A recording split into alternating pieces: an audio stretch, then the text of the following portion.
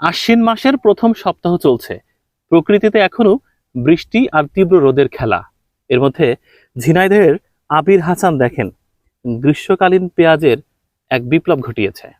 আমার কাছে খুবই অভূতপূর্ব লেগেছে।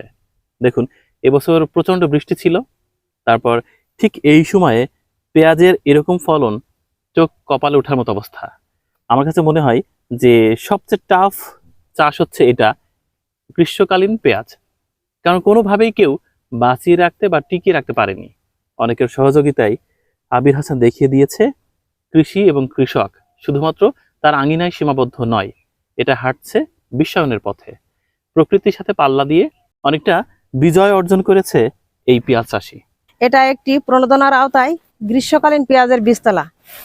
এই পেঁয়াজের জাত আছে নাসিক 53। এখানে আমরা উপজেলা কৃষি অফিসের পক্ষ থেকে কৃষকের সহযোগিতা করেছি 1 কেজি বীজ, 20 কেজি ডিএপি সার এবং 20 কেজি এমওপি সার এবং ছত্রাকনাশক। এটা দিয়ে আমরা কৃষকের সহযোগিতা করেছি। এই পেঁয়াজ শীতকালেই বেশি হয়, কিন্তু আসলে যে গ্রীষ্মকালীন যে পেঁয়াজটা হয় এটা কিন্তু অনেকেই জানে না। কিন্তু এই পেঁয়াজ কিন্তু অনেক বড় বড় সাইজের পেঁয়াজ হয়। এই পেঁয়াজটা আল্লাহর রহমতে আমার অনেক সুন্দর হয়েছে, মানে যত্ন করছি, যত্ন মানে কোনো ত্রুটি রাখি নাই। সাধারণত এই পেঁয়াজটা আছে শিশু বাচ্চার মতোই, মানে ছোটবেলা থেকেই যত্ন করতে হয়।